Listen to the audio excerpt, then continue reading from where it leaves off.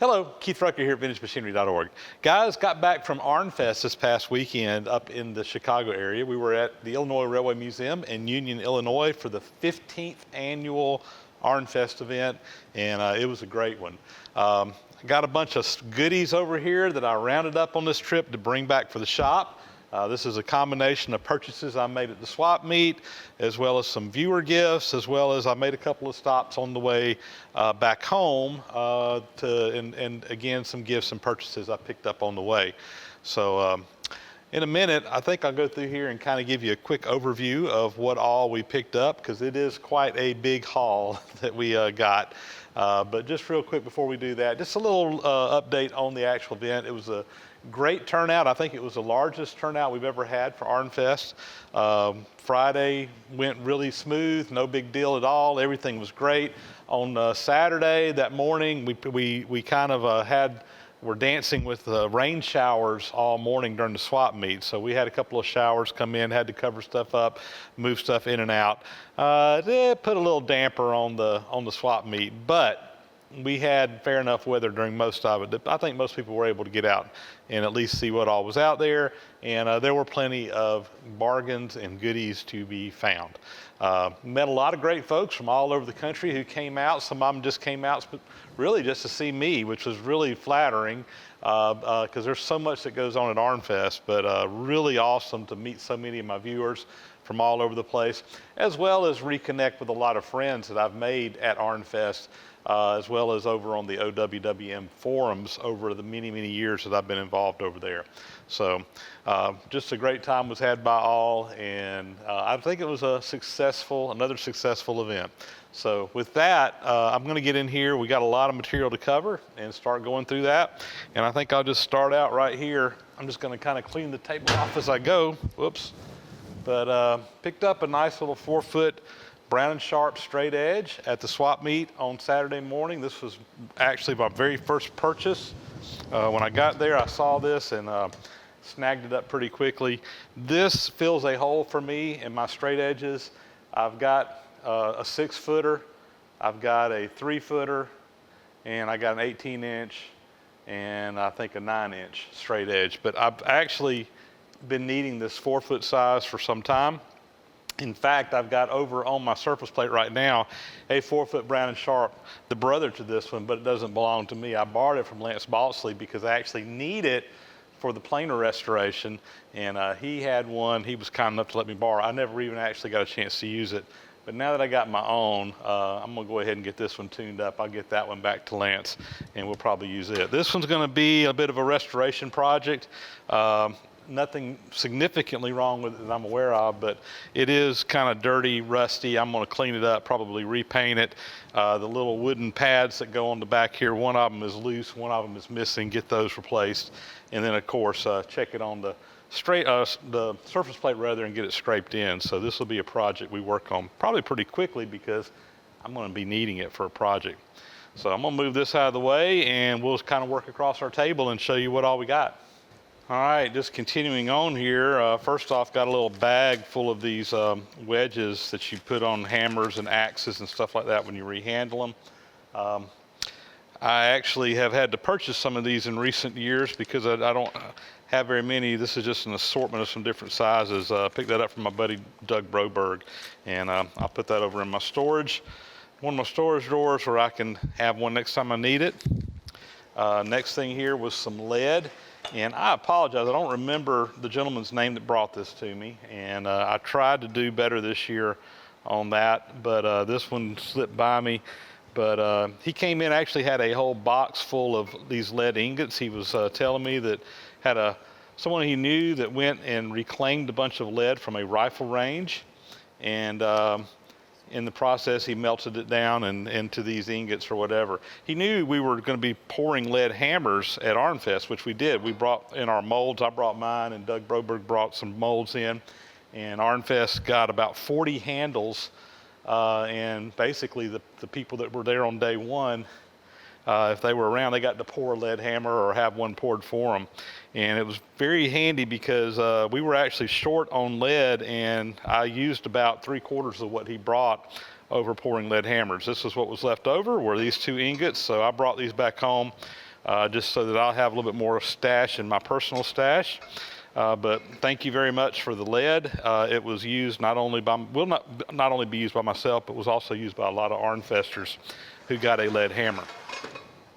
Next thing here is a nice assortment of rather large lifting eyes, and these go anywhere from, I think, see, well, these are 7/8, 3/4, 1 1/4, I think 1 inch, an 1 1/8 if I remember. So I had a gentleman there that had a whole bunch of these, and I went through and kind of got a selection of, I tried to get 4 of each size that I could find. Some of the bigger stuff, I only got 2 of them, but these are always handy, and now that I got my gantry crane, I seem to be having more and more use for these.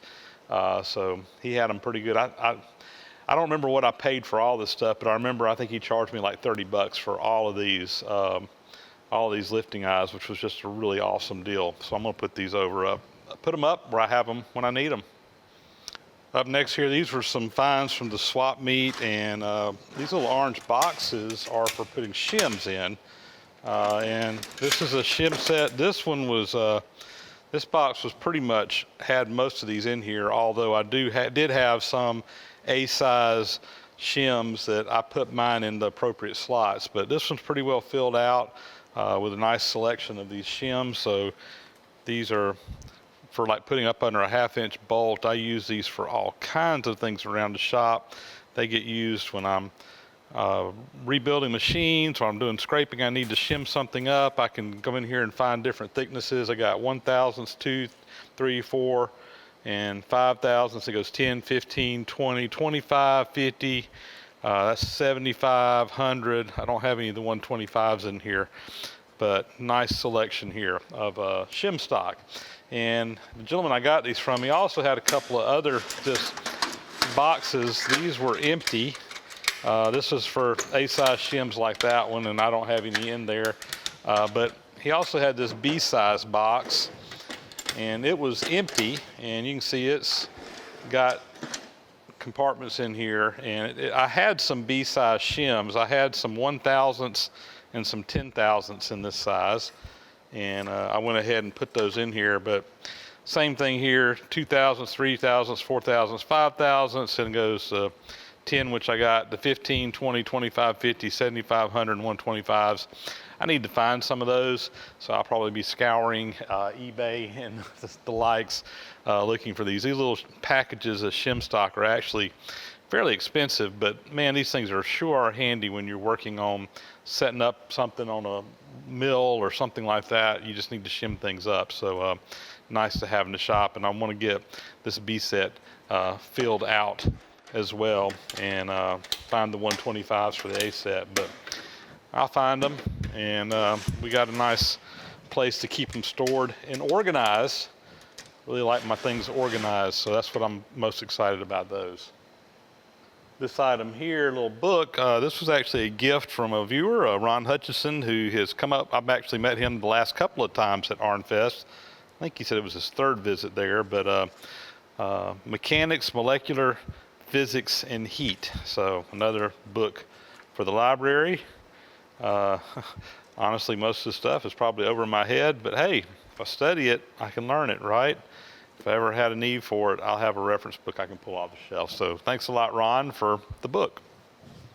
So some more miscellaneous things I picked up during the swap meet off of just various people's tables. And first off, I got some really nice Armstrong machinist wedges or setup wedges. These are just tapered wedges.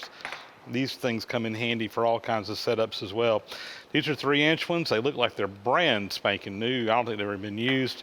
And we got some 6-inchers over here. These have been used, but still in great shape. So I've got a bunch of these. I'm going to add them with the rest of them because, well, just the other week I was using this for something, and I actually was short, I think, one of these small ones. I needed one more than what I had, and I had to rig up something else. So these are nice to have around. Got some letter stamps here. These are 1/2-inch letters. I don't think I've got any this big. Look like a nice little set. So I bought those, as well as this smaller set. This is a number set, so I think this is like 5/16 or something like that.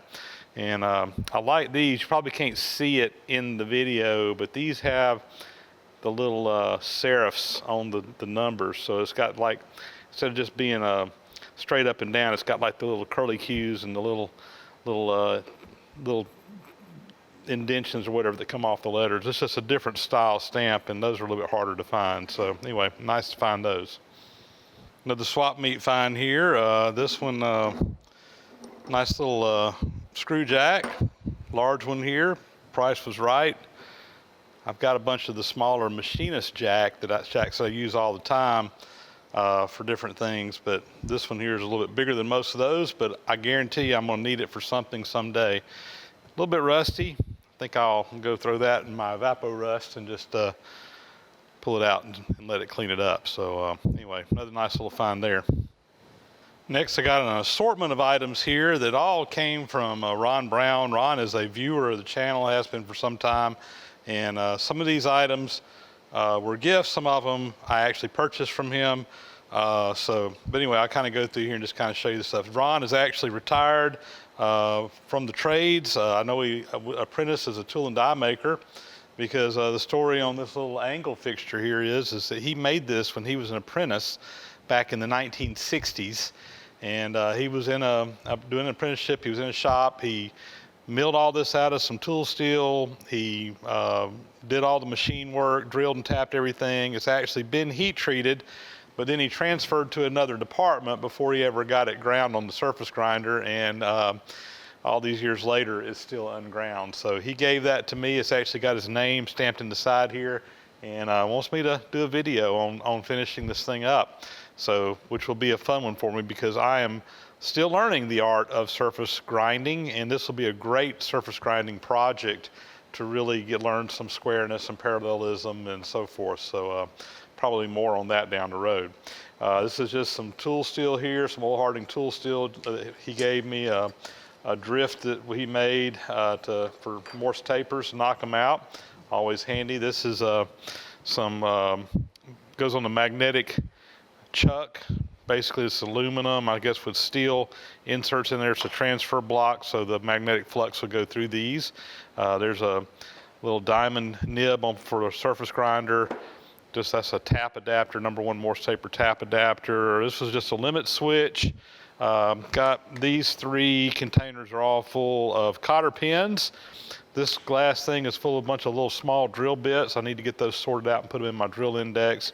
A little Bajor 1-shot oiler. This will be handy. I actually have a need for this, so that'll be good.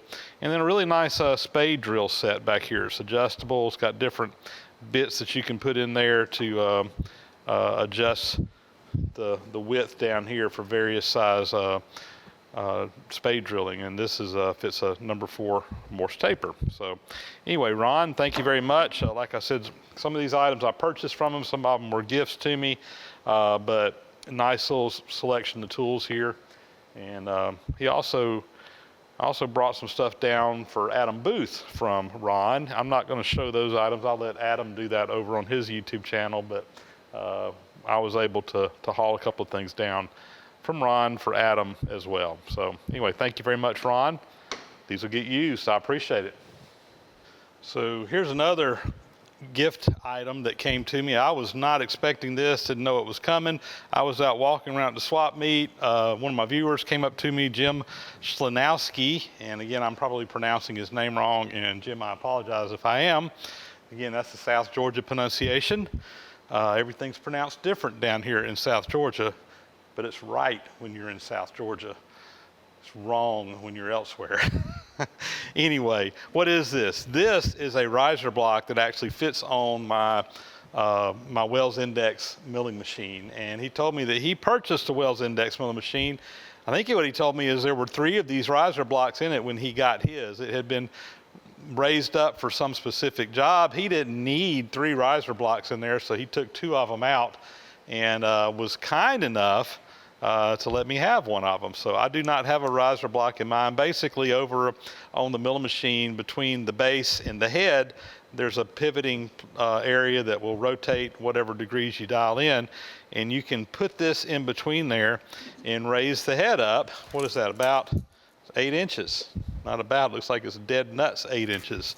So that gives you about 8 inches more clearance on your milling machine, which is a really nice feature to have. And I've ran into that problem before where I just didn't have enough height clearance in there. So at some point in time, we'll get this installed. I told him at some point in time I really want to take that milling machine apart and rebuild it. It may get put in sooner if I need the extra headroom before then.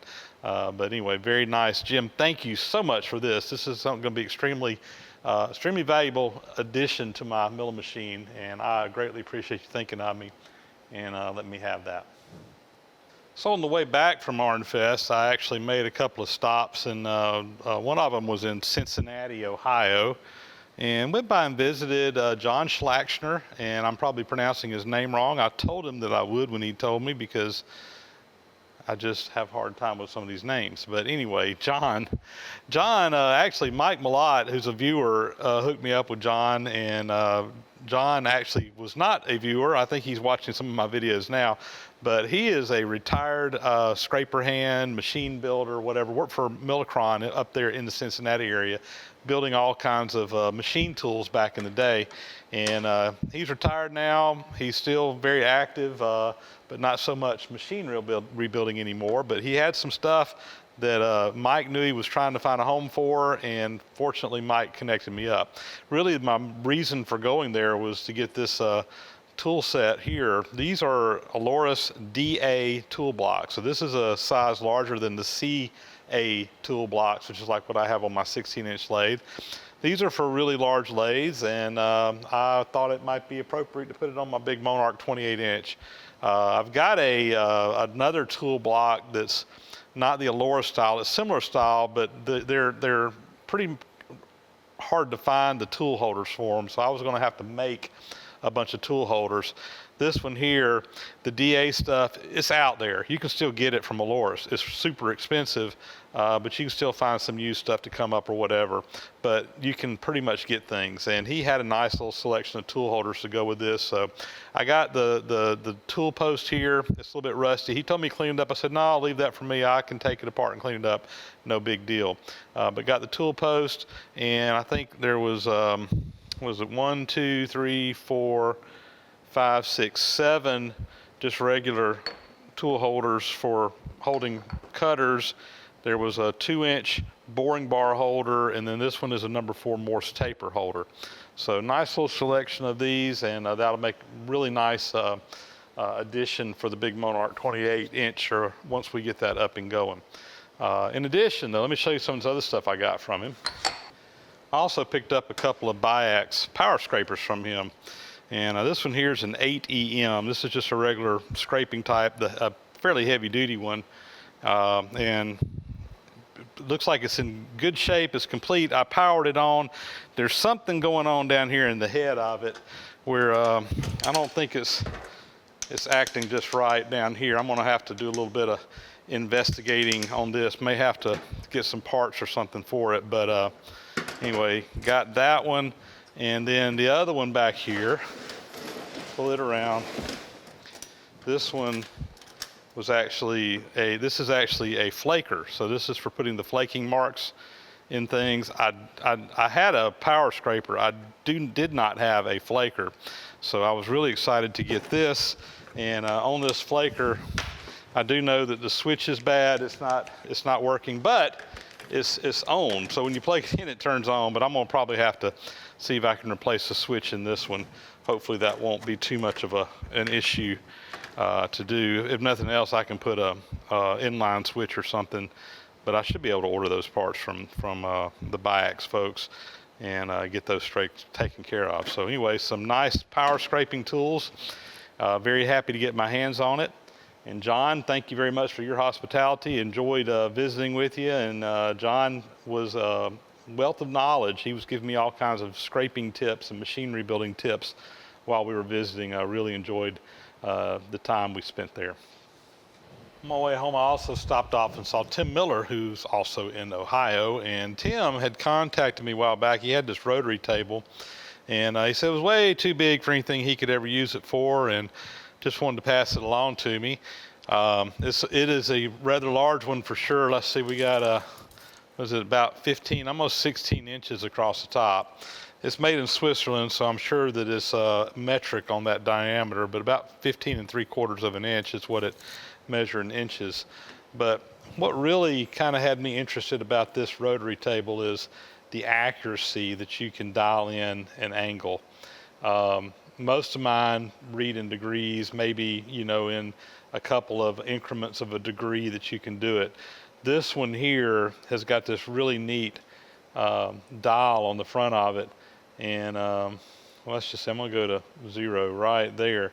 So when I turn this is actually reading in minutes down here. So that's 10, 20, 30, 40, 50, 60 minutes. So all that turn, basically a half a turn of this dial is only turning the table 1 degree.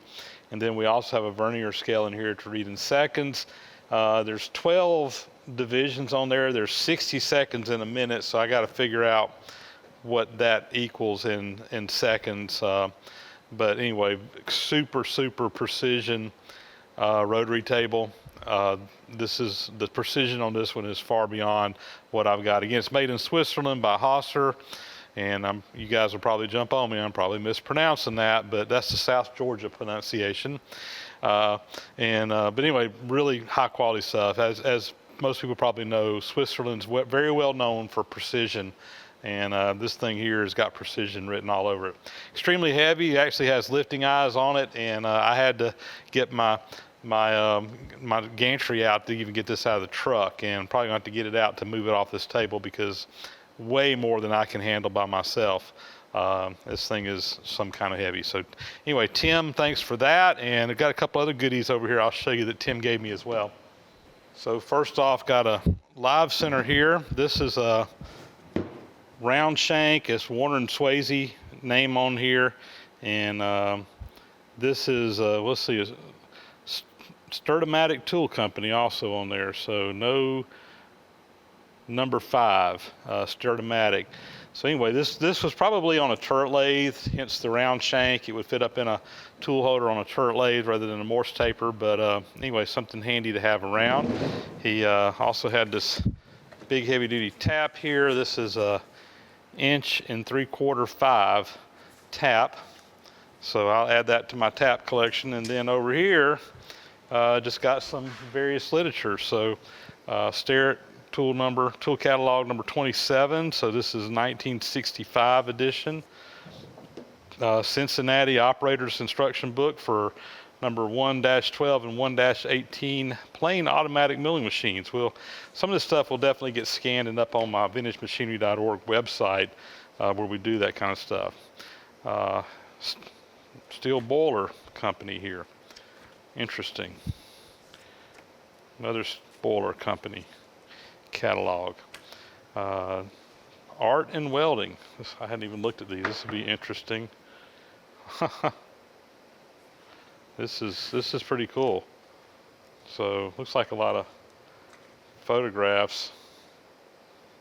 Cool stuff. Ha. So there you go. Welding is an art.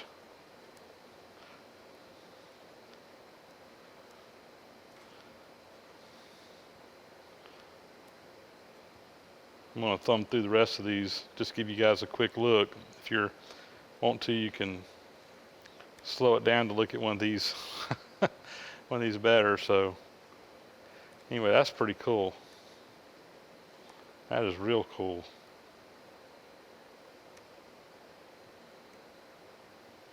Metal art. All right.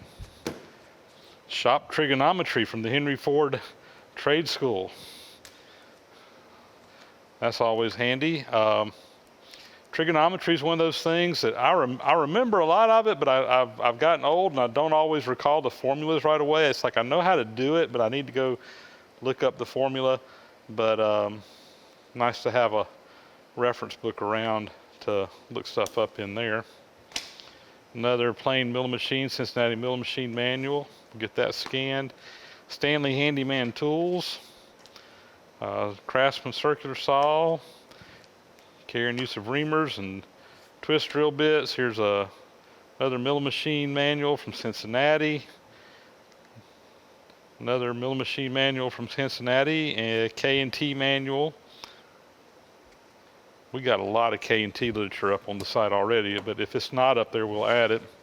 And another Cincinnati. So anyway, some nice literature. We'll get that scanned and up as soon as we can. Next items here are some things I picked up during the auction. So on Saturday night at ArnFest, we have a big banquet, and there's both the silent and live auction. And somebody brought this great little item here along and donated it to the auction. And when I saw it, I said, you know what, I have got to have that. I just love any kind of this old advertising stuff like this that can be used in the shop for organizational purposes. And number two, this has been my sandpaper organization right here. I just got a bunch of buckets that have all my sandpaper loosely in here. Every time I get ready to go look for a certain grit, I'm digging through here trying to find it. And for months now, I've been saying I need to build me a little wooden rack just like this to sort my sandpaper, and I just don't ever have time to do it. So when I saw this, I'm like, yeah, that's got to come home with me. Unfortunately for me, there were a couple of other people who were really wanting this thing as well, and there was a little bit of a bidding war going on. I was fortunately the winner at the end of the day. I probably paid a little bit more for it than I should have, but hey, the money from the auction goes to a good cause at ArnFest. It helps support the OWWM forums, as well as supporting the website part of my part of what I do, VintageMachinery.org. So as far as the publication scans and all the information over there. So in a way, I was kind of giving it back to the cause, but nice addition for the shop. So now I got to go through all my sandpaper here, get it organized, get it put in there, and maybe next time I need something, it won't be so difficult for me to find it. So let me get busy doing that. So my organizing nerd inner me just gets all excited about this. All my sandpaper's organized. I'm so excited. So I got 80 grit, coarse 80 grit, coarse, or excuse me, 60 grit coarse, 80 grit coarse, 120 medium, 180 fine, 220 very fine, 280 very fine, 320 very fine, and extra fine is 400 and up. And I've actually got up to like 1200 grit sorted up here in this top shelf. I don't use a lot of that, but sometimes you need that really, really, really fine stuff.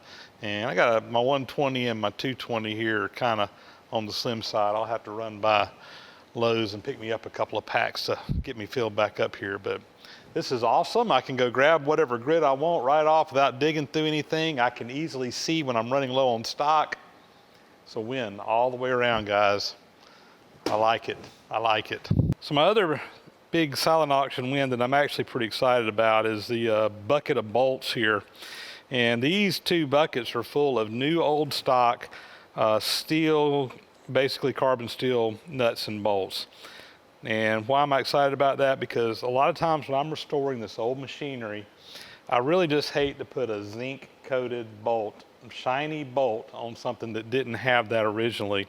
So when I can find these high carbon old stock nuts and bolts that are in great shape like this, that's always a score. So I will be sorting through these and getting these over in my list of cabinets properly organized at some point in time. But I actually got a bucket or two of these last year and kind of started that process. So I'll be adding to what I got over there with these. And I think the Illinois Railway Museum actually donated these. They were cleaning out some of their old stock, and I'm glad to take it off their hands. So I paid a little bit for these, but hey, stuff that I can definitely use.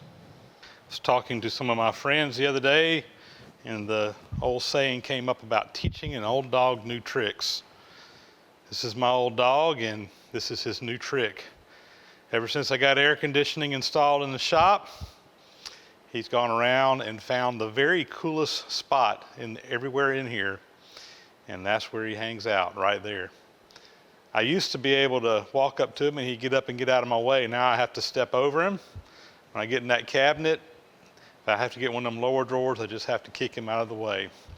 He has definitely learned a new trick. Good job, Elliot. Well, there you go, guys. That will be a wrap. A little summary of some of the stuff we brought back from ArnFest this year. A nice little haul, and real proud to have some new items. Always, again, great to meet new folks up there, shake people's hands, and always looking for new treasures. I think my little sandpaper rack might be the favorite thing I got on the whole trip. I don't know. I'm gonna have to think about that. Just wish it had a few more slots in there. I think I could fill it out a little bit more than what we got room for here, but we'll make do. That'll be it, guys. Thanks for watching as always. Leave comments if you like. Thumbs up are always appreciated. And we'll catch you on the next video.